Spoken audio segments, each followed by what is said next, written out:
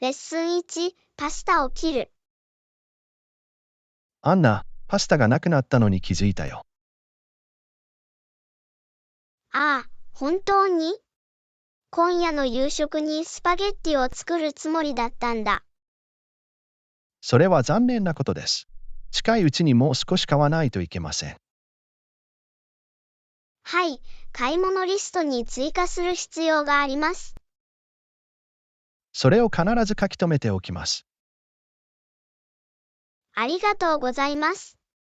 それと同時に、新鮮な農産物も買わなきゃ。いいアイディアだ。果物や野菜はサラダやスナックに使えます。絶対に。必ずいろいろと手に入れておきましょう。同感です。新鮮な農産物を食べることは健康的な食生活には重要だ。間違いなくそうです。私たちはそれをもっと食事に取り入れることを目指すべきだ。買い物に行くときはそのことを心に留めておくよ。思い出させてくれてありがとう。どういたしまして。品揃えの豊富なキッチンがあるのはいつでもいいことだ。それは本当です。必要な材料があると料理がずっと楽になる。レッスンに私の町の近くに行く。アンナ、私の町の近くに行くとき、一人で行くのか、それとも友達と行くの？場所や訪問目的によって異なります。友達と行くときもあれば、一人で探検したいときもあります。なるほど。一人旅が好きなのは何か特別な理由があるの？一人で行くことで、より自由で柔軟なスケジュールが可能になります。自分のペースで探求でき、興味のあることに集中できます。それは理にかなっています。旅行中にやりたいことを自由にできるのはいいことだ。はい、その通りです。でも、友達と一緒に行くのも楽しいです。経験を共有したり、一緒に思い出を作ったりできるからです。同感です。一緒にいて、友達と一緒に旅を楽しむのはいつでも素晴らしいことです。間違いなく、旅に違ったダイナミクスが加わります。新しい場所を訪れるときは、大抵友達と一緒に行くことを好みます。その経験を他の人と分かち合う方が楽しいです。それは理解できます。友達と一緒に探索すると、旅がよりエキサイティングで思い出深いものになります。レッスン3、現代小説。アンナ、私は近代小説を読むことを考えていました。何かおすすめはありますか？それは素晴らしい選択です。私は現代文学が大好きだ。村上春樹の本を読んだことがありますか？村いいえ、上の小していません。説はマジカル彼はリアリズムどんなジャンルの範で書いてるの？疇に入ることが多い。ファンタジーと日常生活がユニークに融合しています。それは興味をそそられます。彼の作品は絶対チェックするよ。他に何か提案は？ディストピア小説に興味があるなら、ジョージ・オーウェルの1984がおすすめです。全体主義と監視をテーマにしたクラシック小説です。1984年について聞いたことがあります。傑作だと思いますよね。読書リストに追加するよ。はい、文学における重要な作品として広く認められています。もう一つの人気現代小説は、ハレド・ホセイニのカイトランナーです。アフガニスタンを舞台にした力強い物語です。カイトランナーについても良い話を聞いたことがあります。必ずコピーを取っておきます。アンナ、推薦してくれてありがとう。どういたしまして、ジョン楽しんで読んでいただければ幸いです。読み終わったらどう思うか教えてください。レッスン4、ラップトップのセキュリティ保護。アンナ、私はちょうど新しい15インチのラップトップを買ったところです。それをしっかり保持できるものが必要だ。新しいノートパソコンおめでとうございます。衝撃からラップトップを保護するために、パッド入りのラップトップバッグを用意することをお勧めします。それはいい考えだ。旅行中も安全に保管しておきたい。さらに、ラップトップ専用のコンパートメントを備えたバックパックを検討することもできます。保護力を高め、両手を自由に保ちます。便利そうですね。ノートパソコン用の収納スペースがあるバックパックを探します。必ずコンパートメントの寸法をチェックして、15インチのラップトップを収容できることを確認してください。それを心に留めておくよ。アドバイスありがとう、アンナ。どういたしまして、ジョン手伝えてよかった。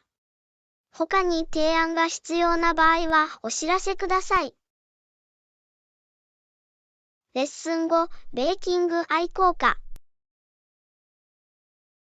アンナ、ベーキング以外に興味があることはありますか？こんにちは、ジョン。はい、他にもいくつか趣味や興味があります。その一つがガーデニングです。私は自分でハーブや野菜を育てることを楽しんでいます。それは素晴らしいです。自分の庭で採れた新鮮な農産物を収穫するのは満足感があるに違いない。間違いなくそうです。自分で育てた食べ物を食べることには何か特別なものがあります。また、庭で時間を過ごすのはリラックスできてセラピーにもなります。理由がわかります。自然とつながり、リラックスするのに最適な方法のようですね。絶対に。私のもう一つの趣味は絵を描くことです。様々なアート技法を試したり、色や形で自分を表現したりするのが好きです。それは素晴らしいです。絵画は自己表現の素晴らしい形になり得ます。好きな媒体やスタイルはありますか？アクリル絵の具を使って作業したり、抽象芸術を探求したりするのが好きです。リアリズムの制約を受けずに何かを作ることは開放的だと感じています。それは興味をそそられます。抽象芸術は非常に表現力豊かで、解釈の余地があります。はい、それが私の好きなところです。感情やアイデアをより抽象的で個人的な方法で伝えることができます。アンナ、あなたがこのような多様な興味を持っているのは素晴らしいことです。それらは人生に深みと豊かさを与えます。ありがとう、ジョン。いろんな趣味があると人生は面白くなると思います。レッスン6、アイデアを書き留める。アンナ、次のプロジェクトのアイデアがあります。語学学習のコツについてのポッドキャストを作るべきだ。面白そうだね。ジョン。言語スキルの向上に役立つ様々なテクニックや戦略について話し合うことができます。まさに、ボキャブラリー構築、文法規則、効果的な言語練習などのトピックをカバーできます。語学の専門家へのインタビューを含めたり、語学学習者の個人的な経験を共有したりすることが役立つと思います。それは素晴らしい提案です、アンナ。言語学者、教師、多言語を話す人を招待して、彼らの洞察やアドバイスを共有してもらうことができます。また、今後のエピソードで回答できるように、リスナーに質問や提案を送ってもらう必要があります。もちろん、すべてのアイデアを書き留めておきます。楽しみです。このポッドキャストは、幅広い聴衆に届き、ポジティブな影響を与える可能性を秘めています。絶対に、ジョン。語学学習は人気のあるトピックで、効果的な戦略を見つけたいと熱望している人がたくさんいます。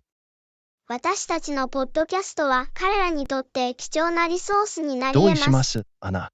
実践的なヒントを提供し、学習者が一貫性を保ち、語学学習の旅に専念できるように動機づけることができます。エピソードを魅力的でインタラクティブなものにすることが重要です。リスナーの参加を促すために、クイズ、チャレンジ、さらには語学ゲームを含めることもできます。これは、ポッドキャストを面白く教育的なものにするための素晴らしい方法です。リスナーには、新しい知識を得ながら学習プロセスを楽しんでもらいたいと考えています。間違いない、ジョン。早速このポッドキャストプロジェクトに取り掛かりましょう。人々が言語学習の目標を達成できるよう支援することで、私たちがもたらす影響にワクワクしています。私もワクワクしているよ、アナ。一緒に素晴らしいものを作り、世界中の語学学習者にインスピレーションを与えましょう。レッスン7、スケジュールの検討。アンナ、来週のスケジュールについて話し合いたかった。月曜日はチームミーティングに参加できますか？はい、ジョン。月曜日は私にとっては都合がいい。何時に考えてるの？午前10時どう？そうすれば、進捗状況を確認して来週の計画を立てるのに十分な時間が与えられるはずです。いいですね、ジョン。その時間枠は空けておくよ。素晴らしい。水曜日はどう？クライアントとのプレゼンテーションを予定しています。午後2時に間に合う。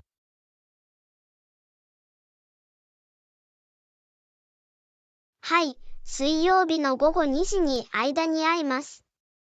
必要な資料を用意して、会議の準備がすべて整っているか確認します。パーフェクト。ありがとう、アンナ。あなたの献身と細部へのこだわりに感謝します。どういたしまして、ジョン。きちんと整理して、締め切りに間に合わせることが重要です。同意した。明確なスケジュールと効果的な時間管理を行うことで、プロジェクトの成功を確実にすることができます。絶対に、ジョン。質の高い仕事を提供するには、事前に計画を立て、順調に進むことが不可欠です。同じ考えでいてくれて嬉しいよ。アンナ、生産性を最大化するために、これからもスケジュールを伝え、調整していきましょう。完全に同意するよ、ジョン。オープンで透明なコミュニケーションは、効率的なワークフローを維持するための鍵です。レッスン8、ショッピングの好み。アンナ、僕らの買い物の好みを考えてたんだ。何かを買う必要があるとき、いつもどこに行きますか？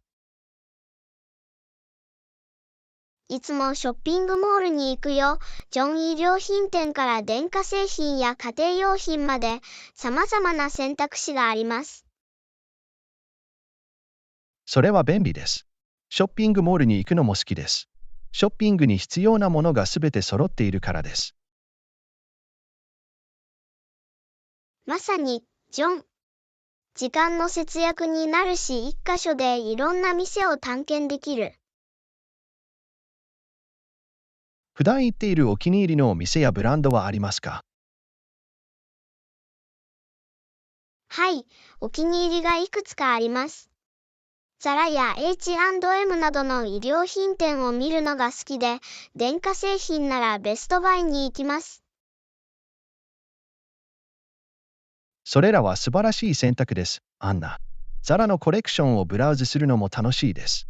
また、電子機器に関しては、高品質の製品を求めて Apple ストアに行く方が好きです。Apple ストアは確かに信頼できるよ、ジョン。彼らの製品はその性能と耐久性で知られています。絶対に。購入するときは品質を優先することが重要です。そうすることで、購入する製品の寿命を伸ばすことができます。完全に同意するよ。良質な商品に投資すれば、長期的にはお金を節約できるだけでなく、無駄も減ります。正確に、アンナ。情報に基づいたショッピングの意思決定を続け、私たちの価値観とニーズに合った商品を選びましょう。レッスン9、趣味とマインドフルネス。アンナ、リラックスするのに役立つ趣味があるのは良いことです。リラックスする方法としてマインドフルネスや瞑想を試したことはありますか？はい、ジョン。マインドフルネスは私が毎日のルーチンに取り入れる習慣です。それは私が現状を保ち、ストレスを軽減するのに役立ちます。素晴らしいよ、アンナ。マインドフルネスは思考や感情を管理するための素晴らしいツールになり得ます。絶対に、ジョン。そのおかげで、私たちは意識を養い、今この瞬間に集中することができ、落ち着きと明晰さを育むことができます。役立つと思う特定のマインドフルネスのテクニックやプラクティスはありますか？私が有益だと思うテクニックの一つは、マインドフル呼吸です。私は数分かけて呼吸に集中し、息を吸ったり吐いたりする時の感覚を観察します。自分を集中させ、緊張や気を散らすものを解放するのに役立ちます。私が楽しんでいるもう一つの習慣は、マインドフルウォーキングです。周囲の光景、感覚に注意を払いながら、自然の中をのんびりと散歩します。地に足がつき、今この瞬間とのつながりを感じさせてくれます。私はマインドフルウォーキングのアイデアが好きです、アナ。身体活動とマインドフルネスの利点を兼ね備えています。リラックスをする爽快な方法のように思えます。絶対に、ジョン。私たちに喜びと平安をもたらす活動に従事することは、私たちの精神的健康を守る素晴らしい方法です。完全に同意します、アナ。セルフケアを優先し、リラクゼーションと若返りを促進する活動に時間を割くことが重要です。マインドフルネスを生活に取り入れることで、バランス感覚を高め、全体的な幸福感を高めることができます。よく言った、アナ。私たちの心と魂を養うさまざまな趣味や実践を探求し続けましょう。賛成だよ。ジョン自己発見の旅路に乗って、個々人の心に響くものを見つけましょう。レッスン10、やりがいのある会話。アンナ、エキサイティングなニュースをあなたと共有したいと思いました。仕事で昇進したばかりです。ジョン、素晴らしい。昇進おめでとう。ワクワクしているに違いない。ありがとう、アナ。本当に嬉しいです。大変な作業でしたが、自分の努力が認められてとても嬉しいです。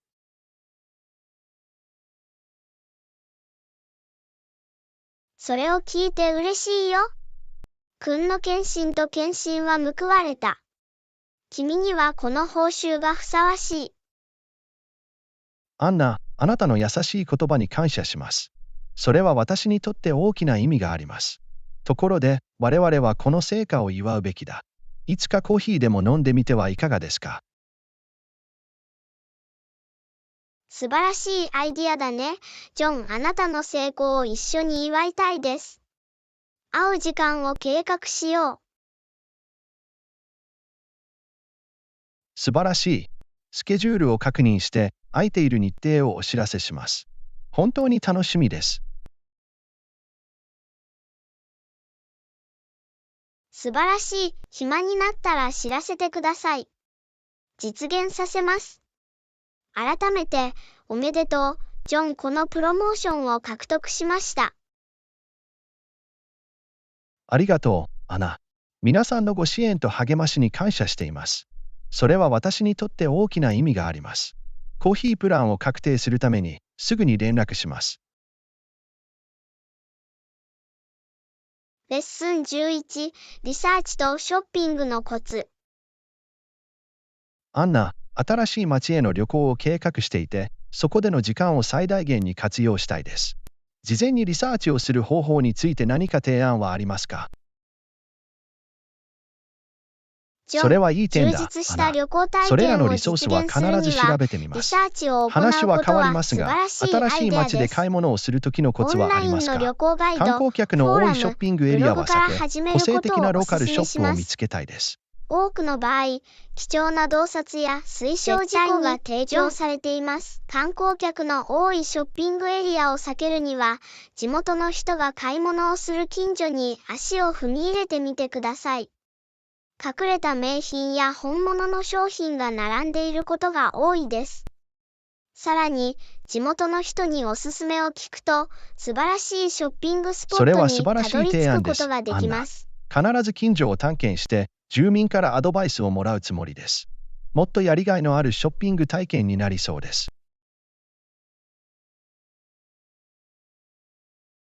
ジョン、お役に立てて嬉しいです。人里離れた地域を探索することは、ユニークな発見につながり、地元企業を支援できることを忘れないでください。ショッピングの冒険を楽しんでありがとう、ください。アナ。ご指導に感謝します。リサーチや買い物計画に自信が持てるようになりました。どうなるか教えてあげよ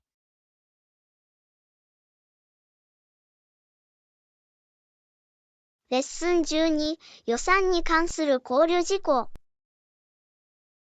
アンナ、旅行の計画を立てている最中で、どれだけお金を貯めたらいいのか迷っています。予算の決定について何か提案はありますか？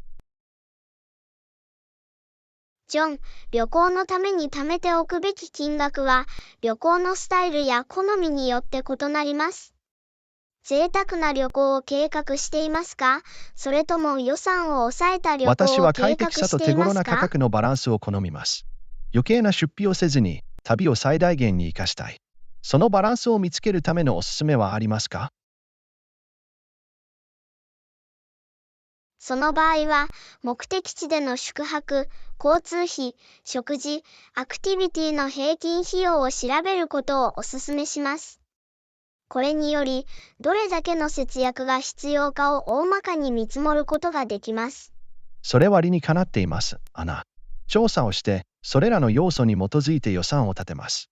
関係する経費について現実的な考えを持つことは重要です。絶対に、ジョン。事前に計画を立て、予算を立てておくと、情報に基づいた意思決定を行い、過剰支出を避けることができます。予期せぬ出費に備えて、いくらか余分な資金を割り当アドバイスあてることもりがとうご忘れざいます、ないでくアンナ。ださい。すべてを考慮して、旅行の目標に合った予算を立てます。ご指導いただければ幸いです。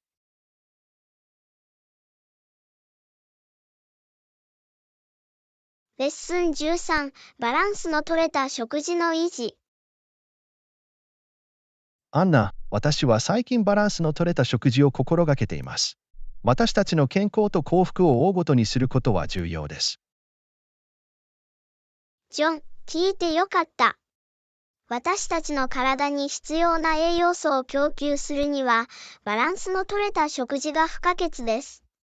それは自分自身に栄養を与えるための健康的なアプローチです。絶対に、アンナ。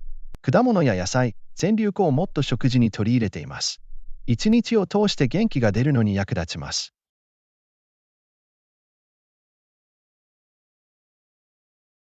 素晴らしいよ。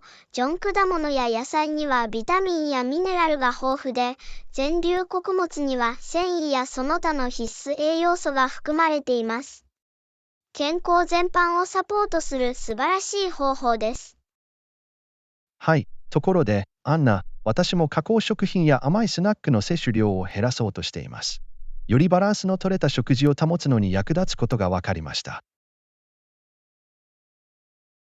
それは賢い選択だ。ジョン。加工食品には多くの場合、砂糖、不健康な脂肪、高濃度のナトリウムが含まれています。それらの摂取量を減らすことは、私たちの健康に良い影響を与える可能性があります。完全に同意します、アナ。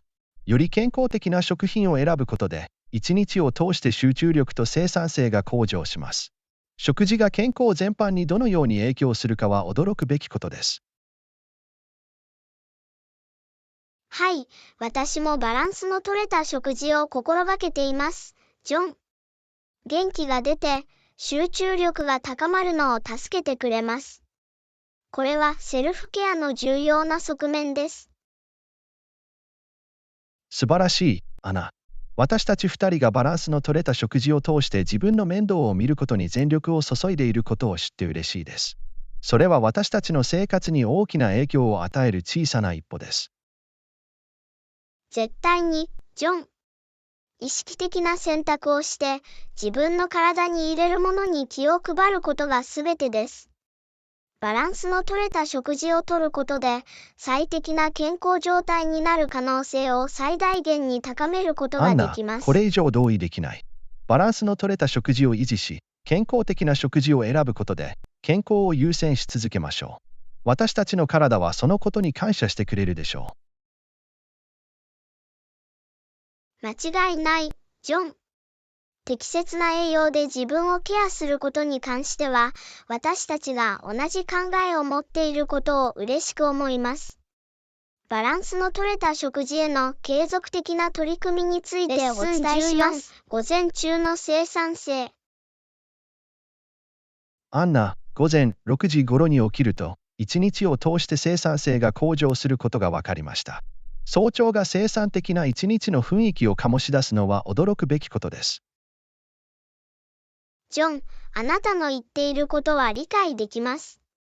一日を早く始めると、有利なスタートを切ることができ、より多くの仕事を成し遂げることができます。これにより、その日の残りの時間にポジティブな流れが生まれます。早い時間帯は気を散らすものが少なく、環境は通常静かです。集中した仕事や個人的な活動に向いている雰囲気が醸し出されます。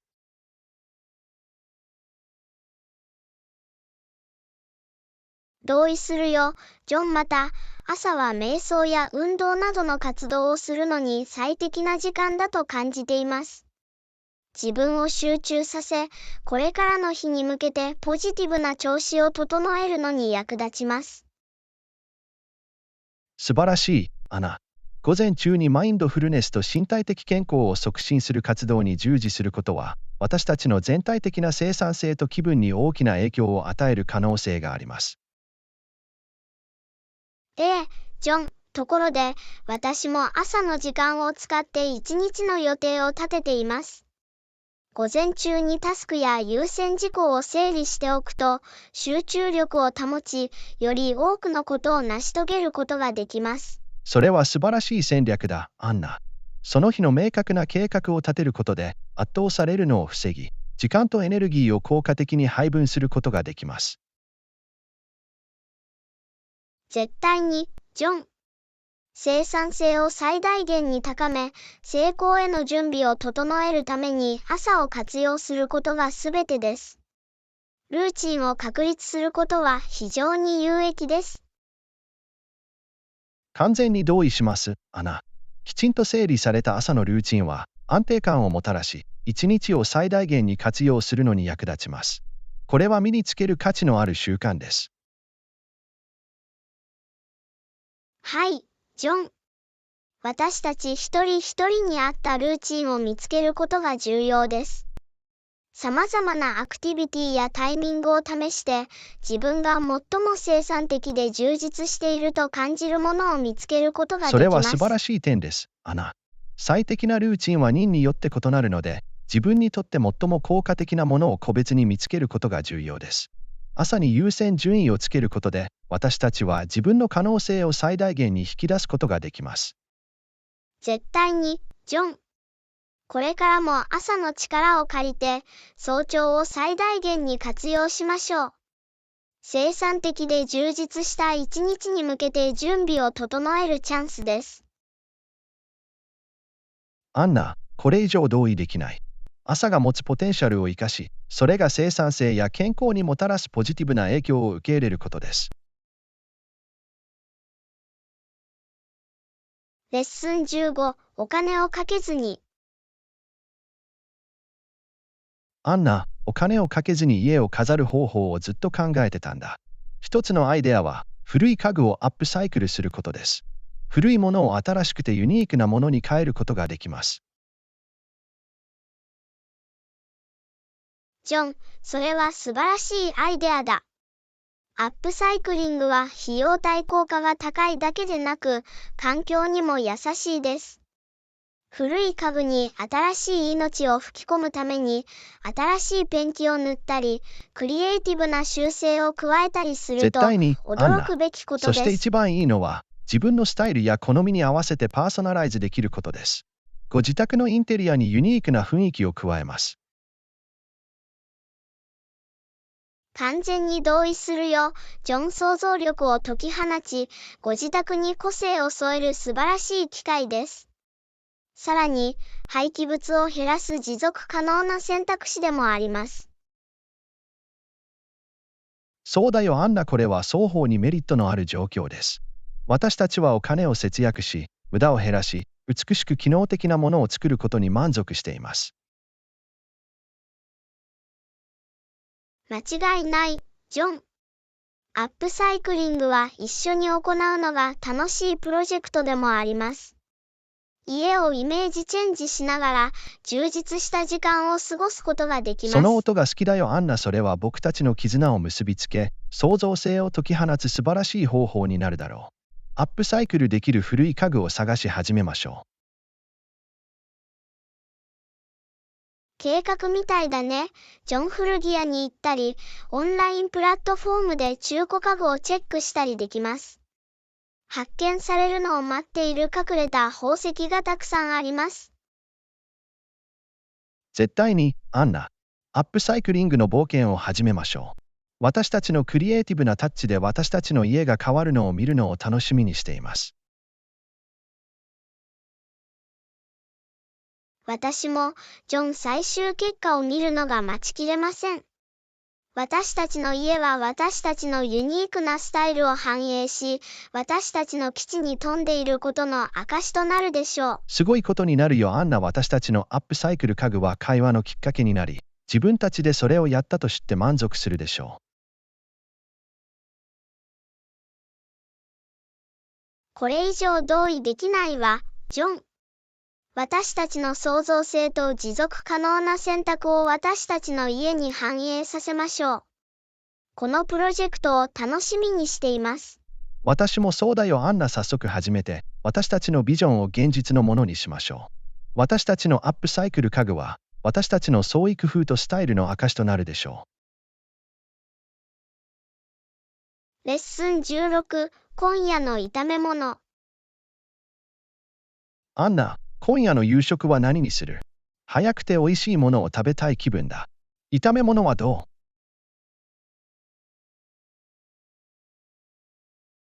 ジョン、それは素晴らしいアイデアのようですね。炒め物は美味しいだけでなく、健康にも良い選択肢です。はい、肉は食べた？鶏の強肉を買いました。炒め物にぴったりでしょう。醤油と生姜でマリネして風味を加えることもできます。美味しそうだね。ジョン、野菜は私が用意します。ピーマン、ブロッコリー、人参、スナップエンドウをカラフルに混ぜて使えます。素晴らしい、アナ。鮮やかな野菜ミックスは、彩りを添えるだけでなく、必須栄養素も提供します。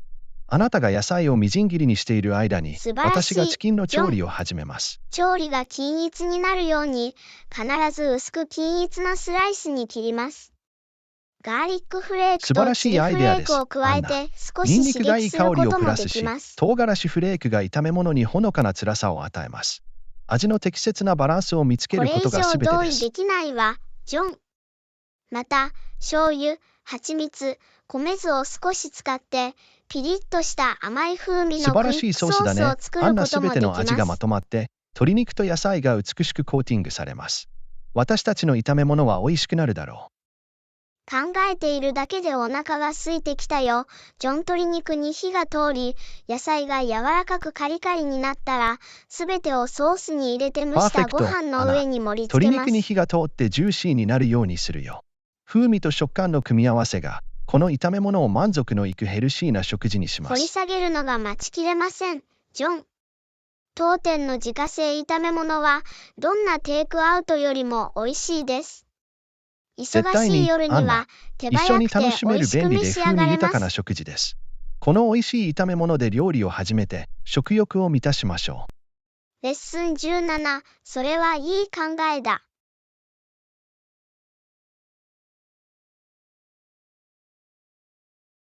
アンナ、キッチンには果物や野菜を豊富に取り揃えるべきだと思っていました。健康的な食事には欠かせないものです。ジョン、それはいい考えだ。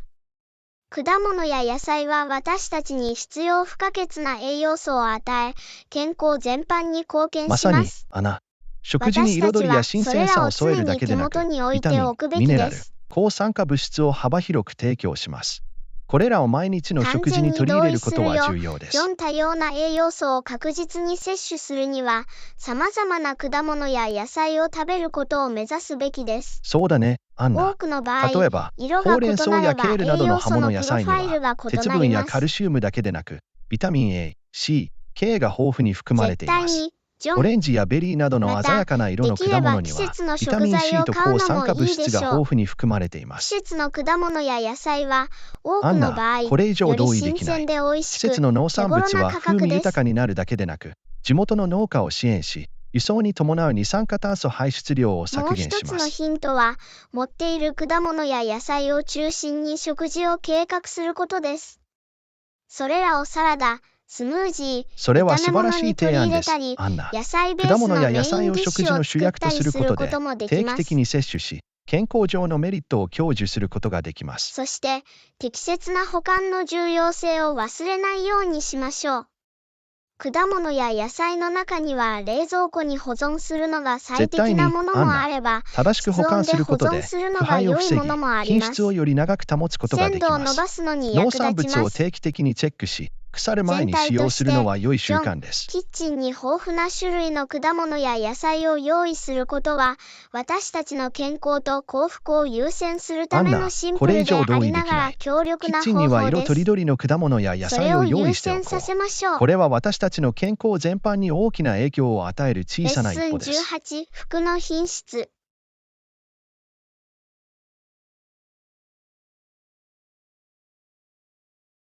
アンナ、最近の服の質に気づきましたか？昔ほど良くない気がする。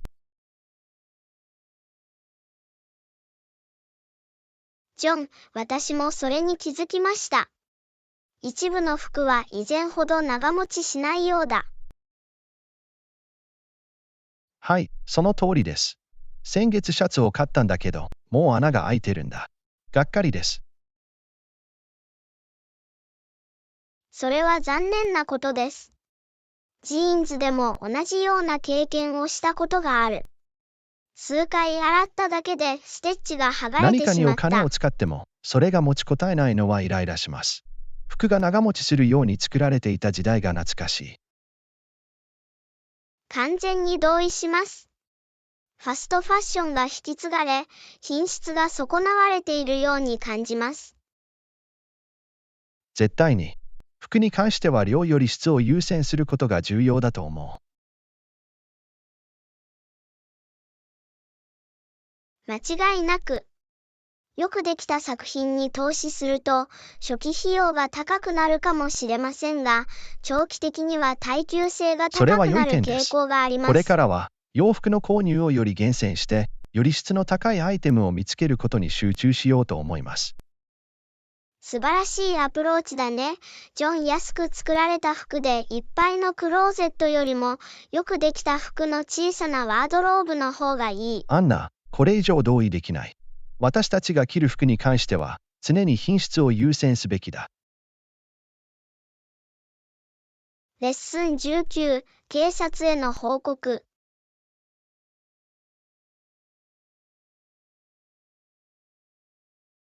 アンナ、犯罪を目撃したり、不審なことを疑ったりした場合、どのような措置を講じるべきですか？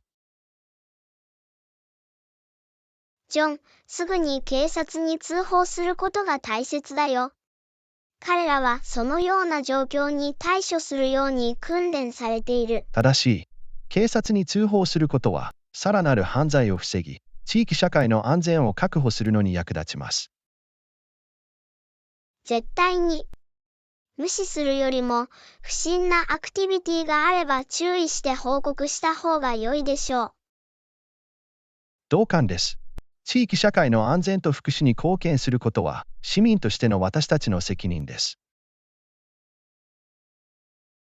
何か見かけたら、何か言ってください。それが私たちが従うべきモットーです。まさに。そして、報告する価値があるかどうかがわからなくても、注意を怠った方がいいでしょ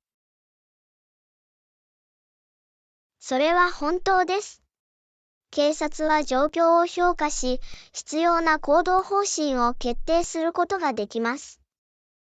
う。また、追加情報がある場合や状況が悪化した場合は、警察に確認し続けることも重要です。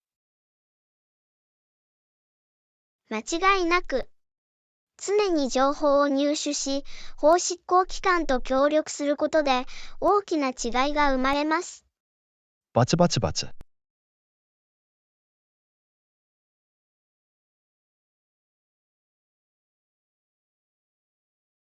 レッスン20、今はすべて順調だ。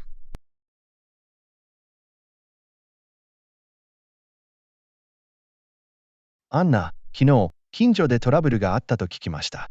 今は大丈夫。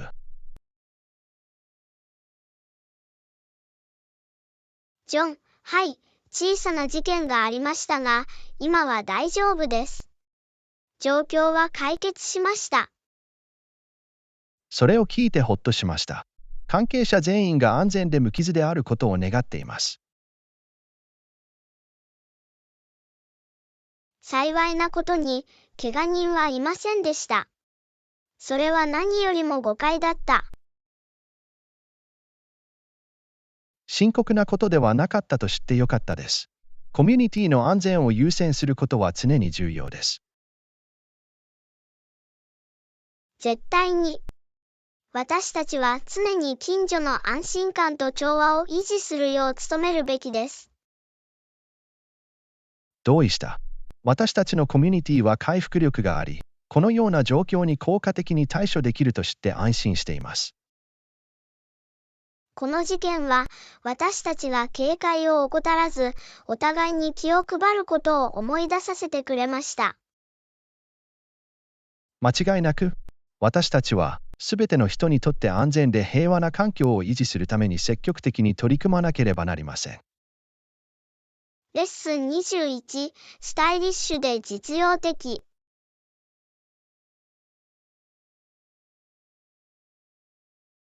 アンナ、言っておくけど、それはあなたが持っているバックパックの素晴らしい選択肢だね。スタイリッシュで実用的です。ありがとう、ジョン。ファッションの好みと機能的なニーズの両方を満たすバックパックを探すのにかなりの時間を費やしました。あなたは確かに完璧なバランスを見つけました。十分な収納スペースがありながら、服装を引き立てます。それはありがたいです。スタイルを損なうことなく、毎日の必需品を収納できるバックパックを見つけることが私にとっそして、て重要でした。あなたはまさにそれを達成しました。美学と実用性を兼ね備えたバッグを見るのは新鮮です。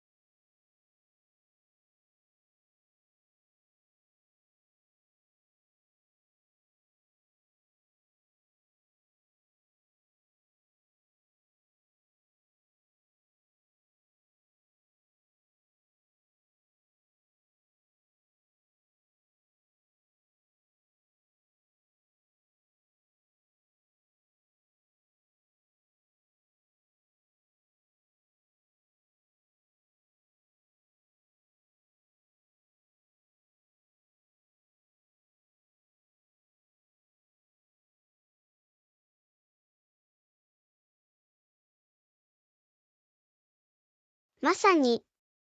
私がおすすめする実験の一つは、油と水の実験です。シンプルだけど魅力的です。その実験は興味をそそられます。そのことについて詳しく教えていただけますか？確かに。油と水の実験では、容器の中で油と水を混ぜて分離を観察します。それは魅力的に聞こえます。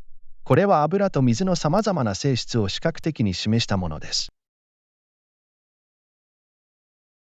はい、これは視聴者を引きつけ、非混和性の概念について教育する素晴らしい方法です。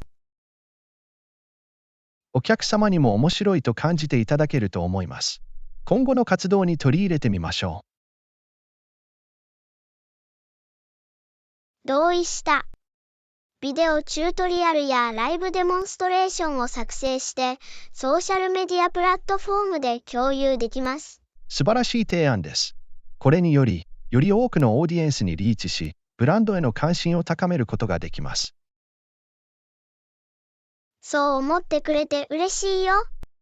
それを書き留めて、実験に必要な資源の計画に取り掛かります。それは素晴らしいアイディアだ。きっとみんな気に入ると思います。それも書き留めて、チームと共有します。パーフェクト。この実験を成功させ、引き続きお客様を引きつけるために協力していきましょう。絶対に。イノベーションと魅力的なコンテンツへの取り組みは、市場での差別化につながります。これ以上は同意できませんでした。これからも限界に挑戦し、特別な体験を提供していきましょう。よく言った、アナ。私たちの献身と創造性は、私たちをさらに大きな成果へと駆り立てます。レッスン24、おいしい朝食の選択。アナ、いいね。朝食は家で食べますか？それとも外出先で食べますか？ジョン、私は大抵家で朝食をとるよ。リラックスして一日を始めることができます。それは良いアプローチです。普段、どんな朝食を食べますか？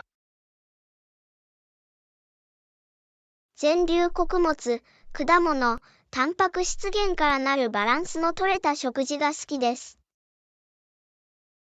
それは栄養価が高いですね。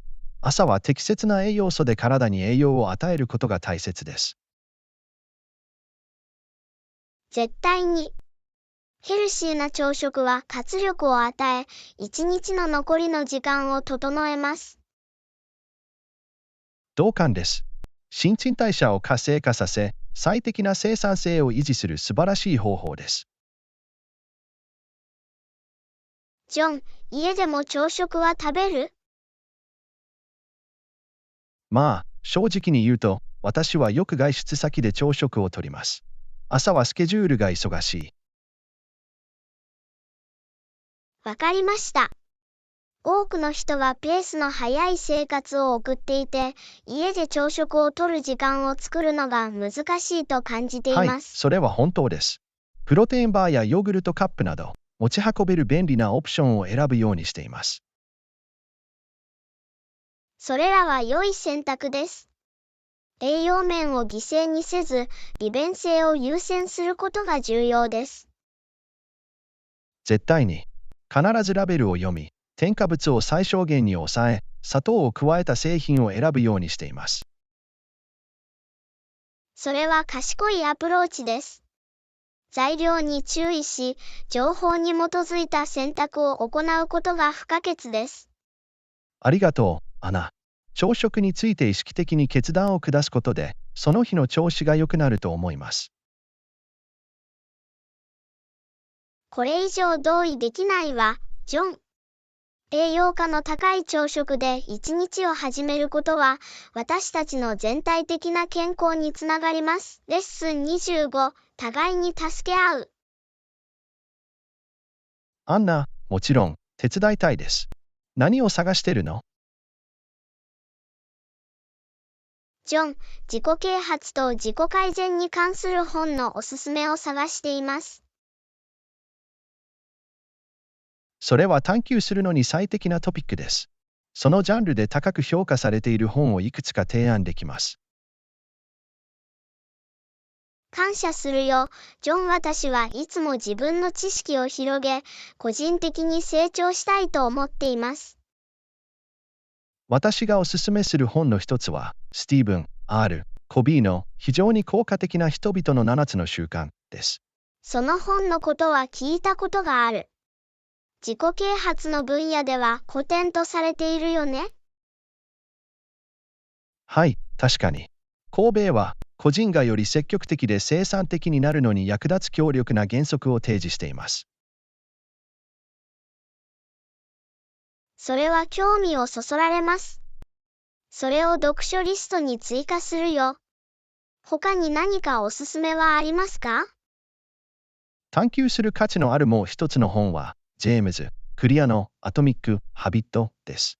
小さな習慣の力と、それが私たちの生活に与える影響に焦点を当てています。ああ、前にそのタイトルに出くわしたことがあります。ポジティブな習慣を身につけるための実践的な戦略を示しているようです。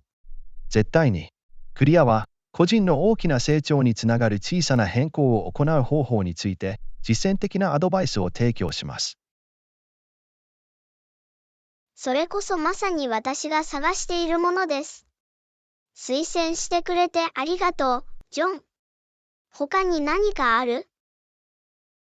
はい、もう一つおすすめする本は、キャロル・ S ・ドーエックのマインドセット、成功の新しい心理学です。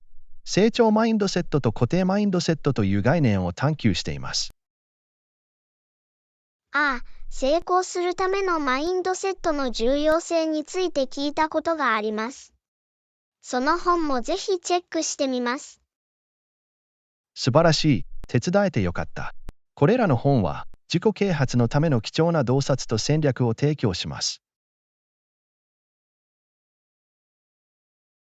ありがとう、ジョン。あなたの推薦に感謝します。学んだことを読み始めて応用できることにワクワクしています。どういたしまして、アンナ。きっとあなたには有益だと思うでしょう。個人の成長は生涯にわたる旅であることを忘れないでください。絶対に、ジョン。継続的な学習と自己改善は、私たちの可能性を最大限に引き出すための鍵です。これ以上は同意できませんでした。これからもお互いを支え合い、個人的にも職業的にも成長していきましょう。その点では賛成だ。尽力を合わせれば、素晴らしいことを成し遂げ、その過程で他の人を鼓舞することができます。レッスン26、空港での援助。アンナ、すみません。空港内の薬局はどこにありますか？ジョン、空港の正面玄関の近くに薬局があります。1階の左側にあります。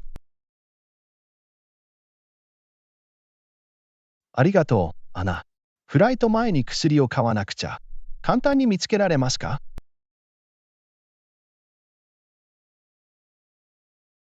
はい、ジョン。薬局には目立つ看板があり、見やすいです。それを見つけるのに何の問題もないだろう。それは安心です。後で乗り継ぎがあるので、必要なものがすべて揃っていることを確認したいです。わかりました。特に旅行中は常に準備しておいた方がいいです。他に何かお手伝いできることはありますか？実は、はい。携帯の充電器も買わなくちゃ。近くに電化製品店があるかどうか知っていますか？絶対に、ジョン。2階のフードコートの近くに家電量販店がある。充電器など様々な電話アクセサリーが揃っています。それは素晴らしい。薬局に行ってから行きます。アンナさん、ご協力ありがとうございます。どういたしまして、ジョン、安全な旅を。必要があれば知らせてくれ。レッスン27、エリアを探索する。アンナ、博物館がホテルから徒歩わずか10分のところにあることに気づきましたか？ええ、ジョン、地図で見たよ。私たちにとってはとても便利です。美術館を訪れて、芸術や歴史に触れる絶好の機会になると思います。素晴らしいアイディアだね。ジョン現地の文化に浸ることができます。絶対に、アンナ。また、野外活動をしたい気分なら、公園も近くにあります。本当、ジョン。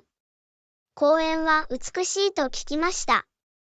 ここからどれくらい離れていますか？バスですぐです、アナ。私たちは簡単にバスに乗ることができ、自然の中でリラックスした一日を楽しむことができます。パーフェクトだね。ピクニックをしたり、公園をのんびりと散歩したりできます。まさに、アナ。都会の喧騒から離れて、すがすがしい景色が変わるでしょう。これ以上同意できないわ、ジョン。博物館と公園の両方を見学するのが楽しみです。私も、アナ。ここでの時間を有効活用して、素敵な思い出を作りましょレッスン28、企業文化。う。アンナ、あなたと共有したいことがあります。面接中に私の仕事について聞かれました。素晴らしい、ジョン。それは彼らがあなたの職業経験に興味を持っていることを示しています。はい、それはポジティブな兆候でした。この機会に企業文化についても話しました。それはいつも重要だ、ジョン。優れた企業文化は仕事の満足度や生産性に貢献します。絶対に、アンナ。職場の協調性と個人の成長に重点が置かれていることを強調しました。印象的だね。ジョン。従業員を大切にする環境で働くことは極めて重要です。完全に同意します、アナ。それは帰属意識を育み、個人がベストを尽くすように動機づけます。また、会社が提供するユニークな特典やメリットについても言及する価値があります。そうだね、アンナ。専門能力開発の機会と柔軟な勤務形態については必ず触れました。素晴らしい、ジョン。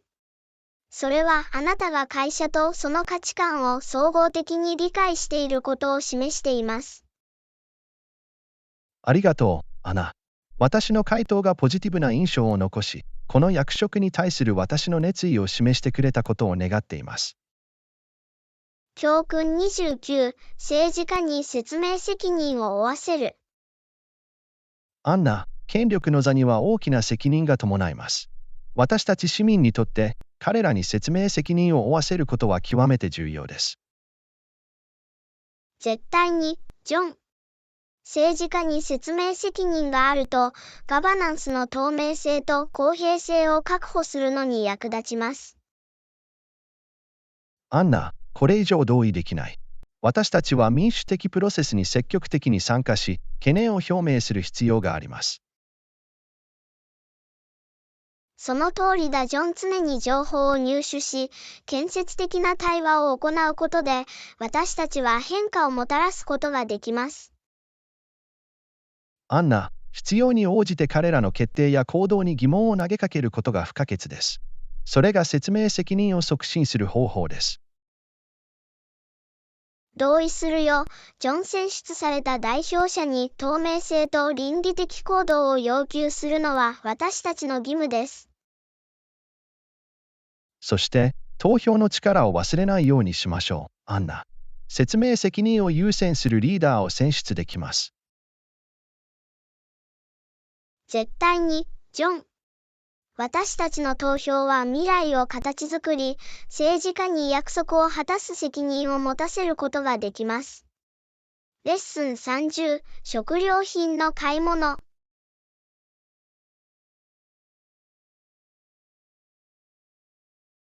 アンナ、食料品店から新鮮なほうれん草とトマトを買わないといけないかも。いい考えだね。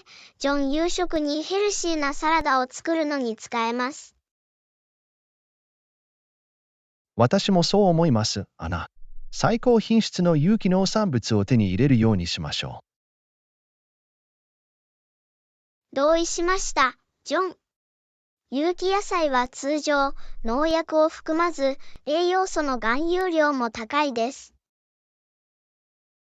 フェタチーズやバルサミコドレッシングなど、サラダに合う他の材料を選ぶこともできます。美味しそうだね。ジョン、爽やかで栄養たっぷりの食事を楽しみにしています。家にオリーブオイルと酢が十分にあるかどうかを確認することを忘れないでください、アンナ。いい点だ、ジョン。私たちのパントリーにそれらの必需品があるのはいつでもいいことです。レッスン31、薬局に行く。アンナ、薬を買いに薬局に行かなきゃ。近くに信頼できる店はある？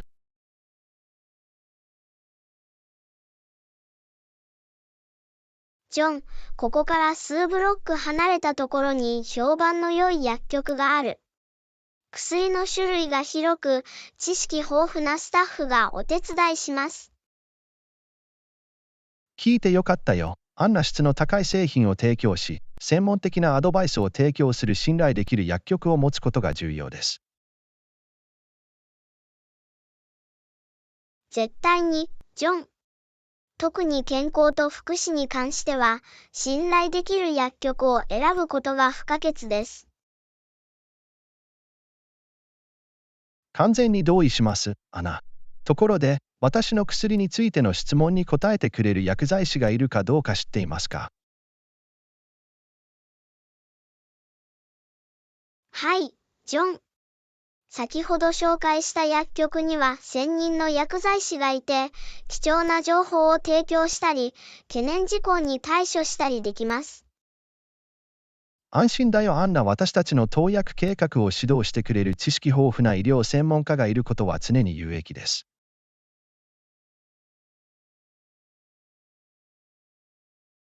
間違いない、ジョン。薬剤師は医薬品の安全で効果的な使用を確保する上で重要な役割を果たします。彼らは貴重な洞察とアドバイスを提供することができます。知っておくと良いよ、アナ。あなたの推薦に感謝します。必ずその薬局に行って、その薬剤師に相談します。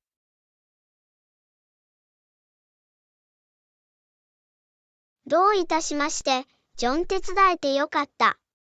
薬局に行くときは、処方箋や関連する医療情報を忘れずに持参してください。絶対に、アンナ。正しい薬と用量を確実に受け取るために必要な書類をすべて用意しておくことは重要です。その通りだ、ジョン。薬剤師に正確な情報を提供することで、個別のケアを受けることができ、潜在的なリスクや相互作用を回避できます。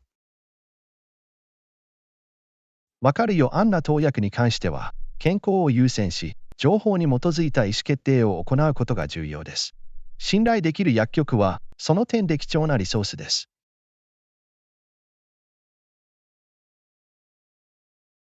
間違いない、ジョン。他に質問がある場合やさらにサポートが必要な場合はお知らせください。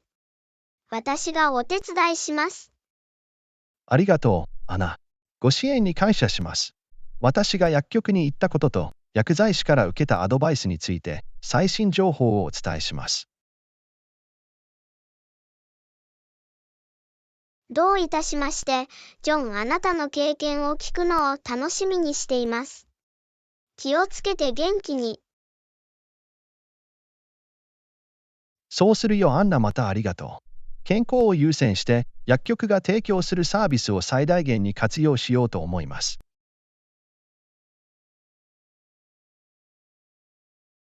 レッスン32、禁煙ポリシー。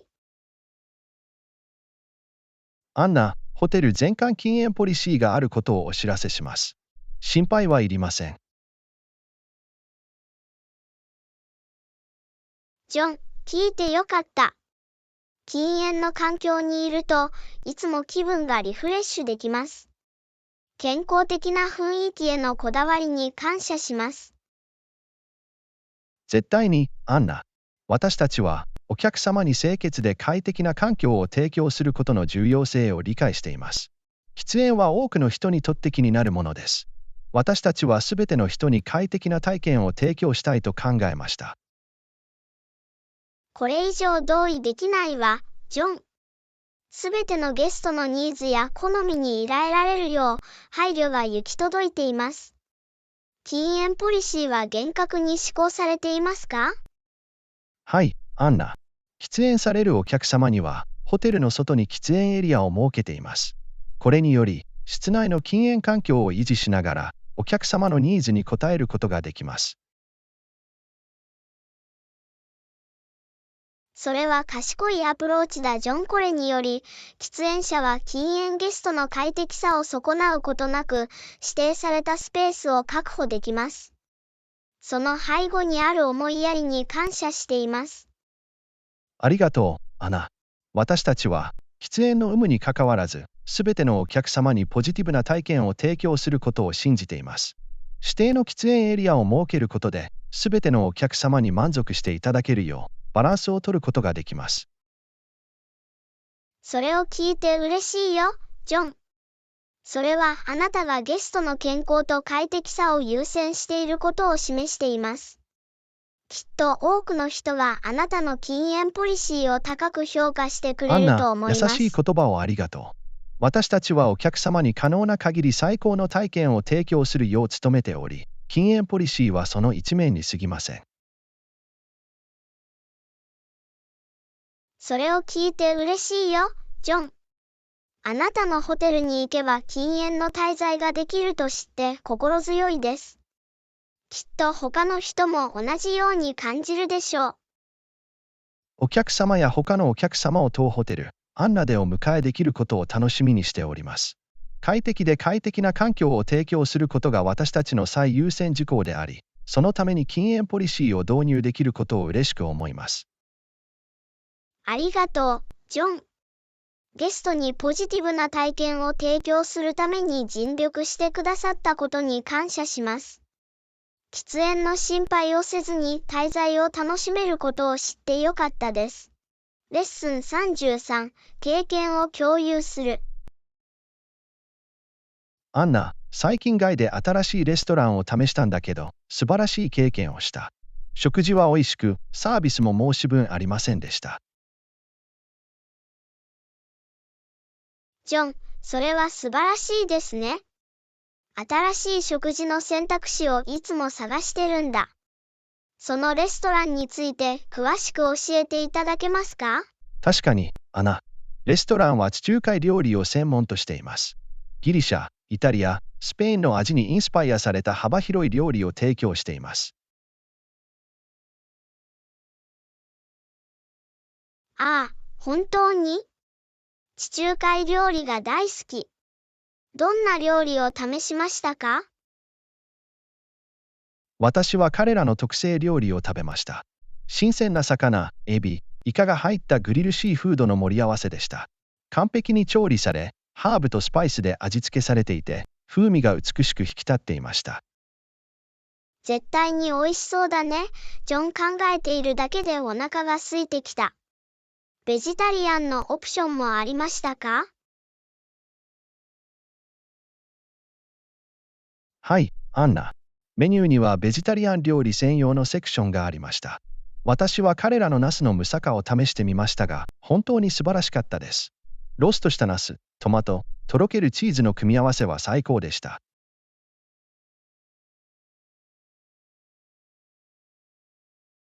それは嬉しいよ。ジョンレストランが様々な食事の好みに依頼てくれるのはいつでもいいことです。たまたまデザートを食べたことがありますか？はい、私は彼らの伝統的なギリシャのペストリー、バクラバを試さずにはいられませんでした。甘くてフレーク状で、ナッツと蜂蜜がたっぷり入っていました。素晴らしい食事の締めくくりにぴったりでした。ああ、私はバクラバが大好きです。私のお気に入りのデザートの一つです。それを楽しむ機会があってよかったです。あなたの経験からすると、このレストランにはもうすぐ行かないといけません。アンナ、強くおすすめします。美味しい料理、気配りの行き届いたサービス、そして居心地の良い雰囲気の組み合わせが、私にとって思い出に残る食事体験になりました。きっとあなたも楽しんでいただけると思います。ジョン、あなたの経験を共有してくれてありがとう。個人的なアドバイスを聞くことはいつでも役に立ちます。必ずレストランに行って、あなたが言った食欲をそそる料理を試してどういたみます。しまして、アンナ。喜んでお手伝いします。そこでも素晴らしい食事体験ができることを願っています。食事を楽しんでください。そうするよ、ジョン。共有していただきありがとうございます。レストランを試して、地中海の味を味わうのを楽しみにしています。レッバツスンバツバツ。34、食生活の変化。アンナ、最近食生活を変えようとしてるんだ。ジョン、それは素晴らしい。これらの変更を行う動機は何だったんですか？さて、最近だるくさんで体力も落ちている感じがするので、食生活を改善することが役立つかもしれないと思いました。それは賢い決断だ。ジョン。どんな変化を起こしてきましたか？食事に果物や野菜をもっと取り入れ始めました。チップスで完食する代わりに、新鮮なベリーやキャロットスティックに手を伸ばすようになりました。これは、ビタミンやミネラルの摂取量を増やす素晴らしい方法です。感じ方に何か違いがあることに気づきましたか？驚いたことに、はい。一日を通して元気が出て、消化も良くなりました。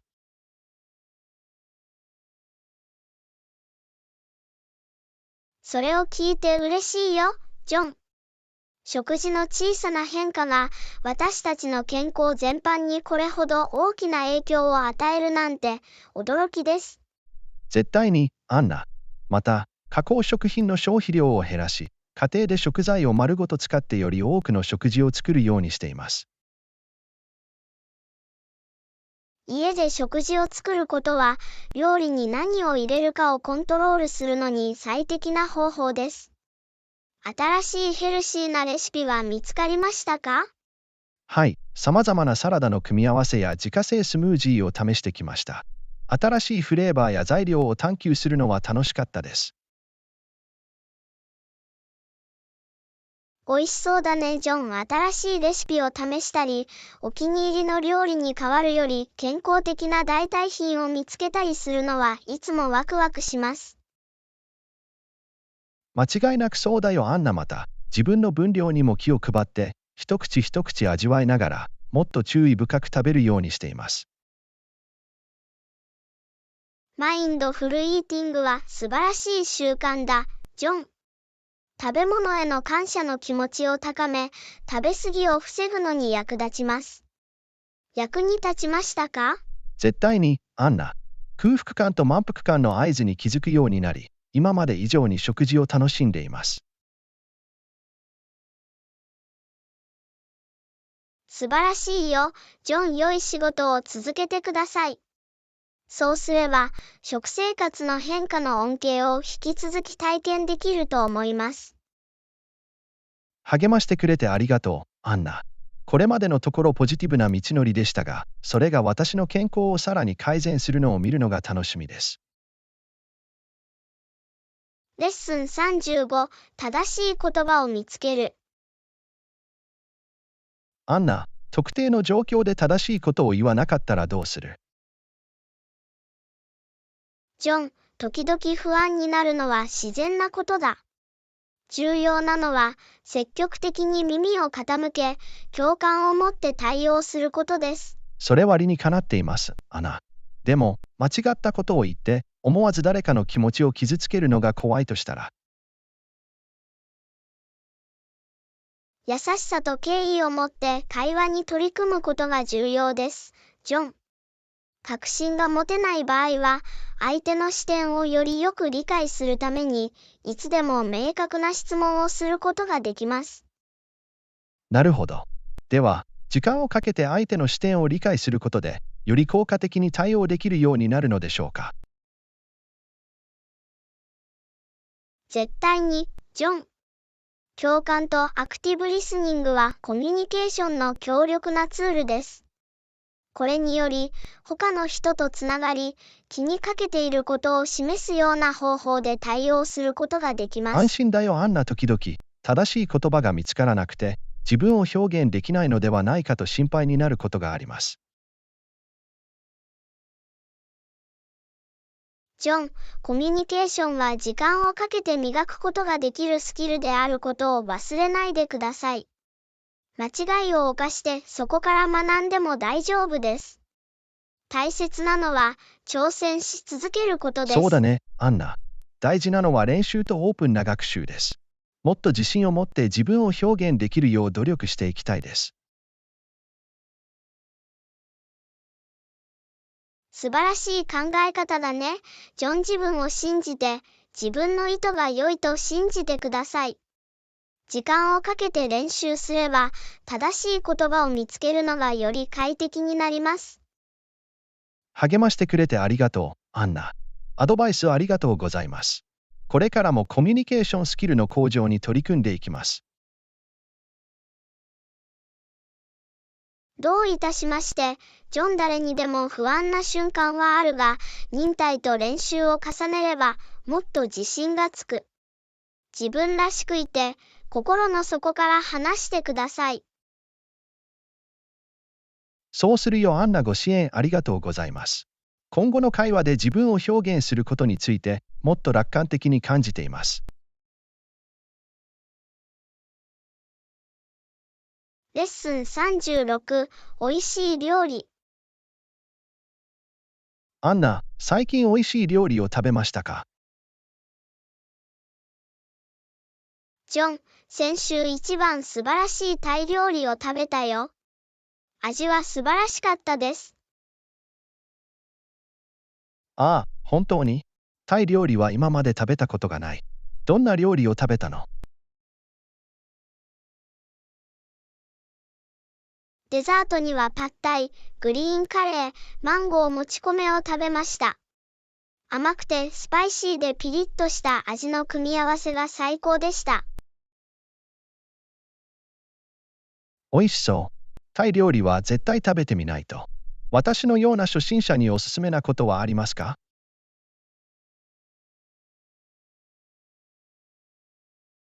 承知しました。ヌードルが好きな人には、パッタイがおすすめです。味のバランスが取れた炒め麺料理です。グリーンカレーも人気ですが、かなり辛いので準備しておきましょう。それを心に留めておくよ。私は辛いものが好きなので、グリーンカレーがいいかもしれない。タイ料理にベジタリアンやビーガンのオプションはありますか？絶対に。タイ料理には様々なベジタリアン料理とビーガン料理があります。トムヤムスープ、ソムタム、パパイヤサラダ、またはバジル入り野菜炒めなどの料理をお試しください。それを聞くのは素晴らしい。私は植物ベースのオプションが好きなので、選択肢があってよかったです。タイ料理を食べるのがもう楽しみです。きっと楽しんでくれるよ。ジョンタイ料理は大胆な味と新鮮な食材で知られています。あなたの料理の冒険がどのように進むか教えてください。絶対やるよ、アナ。タイ料理を紹介してくれてありがとう。近々、近所のタイ料理店をいくつか探してみようと思う。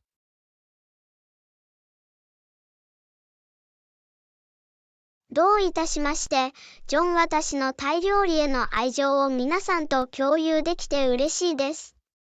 素晴らしい食事体験をしていただければ幸いです。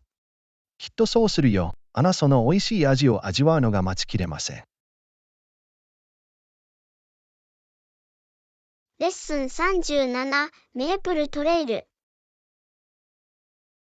アンナ、トレイルアドベンチャーを計画していると聞きました。いいですね。どのトレイルを思い浮かべましたか？ジョン、メープルトレイルを考えてたんだ。素晴らしい景色と紅葉の美しさを目の当たりにできると聞きました。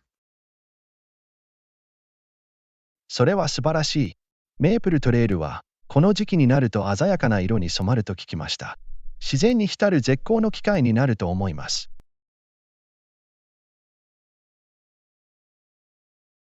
絶対に、ジョン。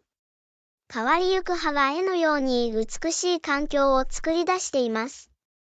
アウトドアを楽しんだり、季節の美しさを満喫したりするのに最適な方法です。アンナ、これ以上同意できない。自然遊歩道を探索することは、リラックスして環境とつながる素晴らしい方法です。この体験を楽しみにしています。日常の喧騒から離れ、リフレッシュできるでしょう。自然には私たちの精神を若返らせ、静けさを感じさせる方法があります。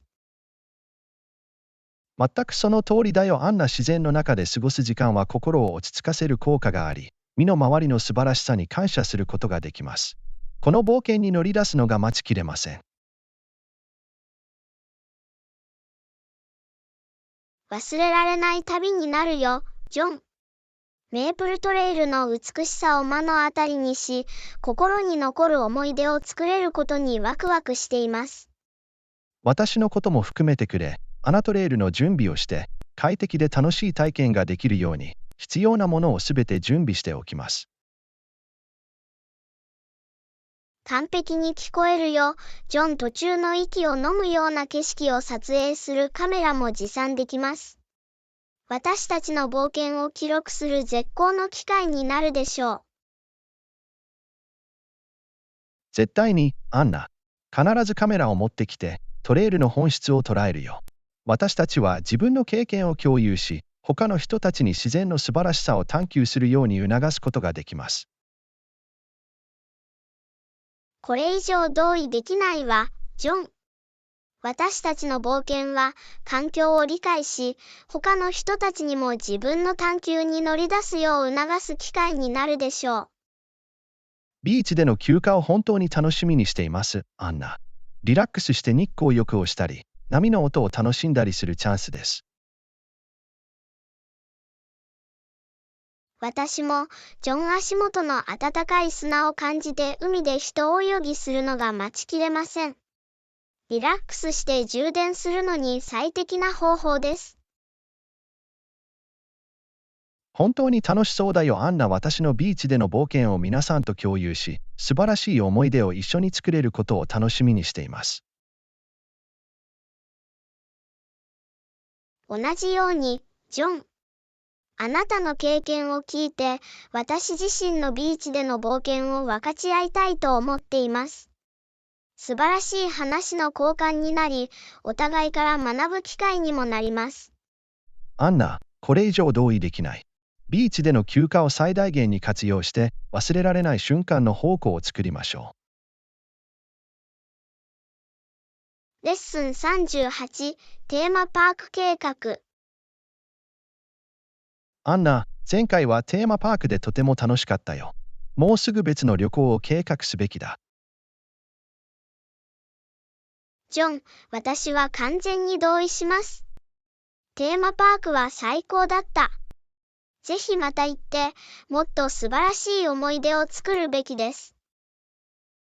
乗ってくれて嬉しいよ。あんな公園で冒険に満ちた一日を過ごすのはいいアイディアだと思う。探索して楽しむことがたくさんあります。絶対に、ジョン。テーマパークには様々な乗り物、ショー、アトラクションがあります。スリル満点の冒険を体験できるエキサイティングな場所です。アンナ、これ以上同意できない。試してみたい乗り物やアトラクションのリストを作るべきだ。そうすれば、そこでの時間を最大限に活用できます。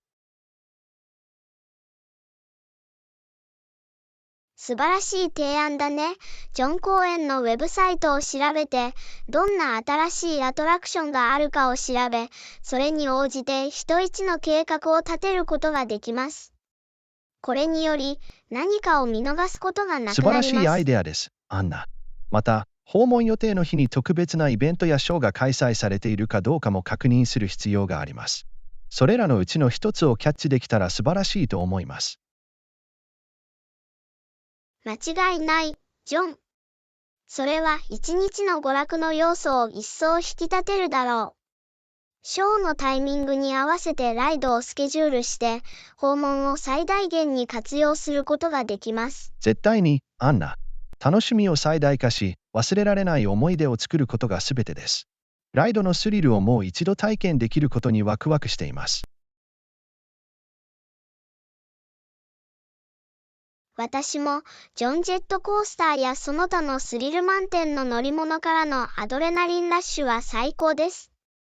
その興奮をもう一度感じるのが待ちきれません。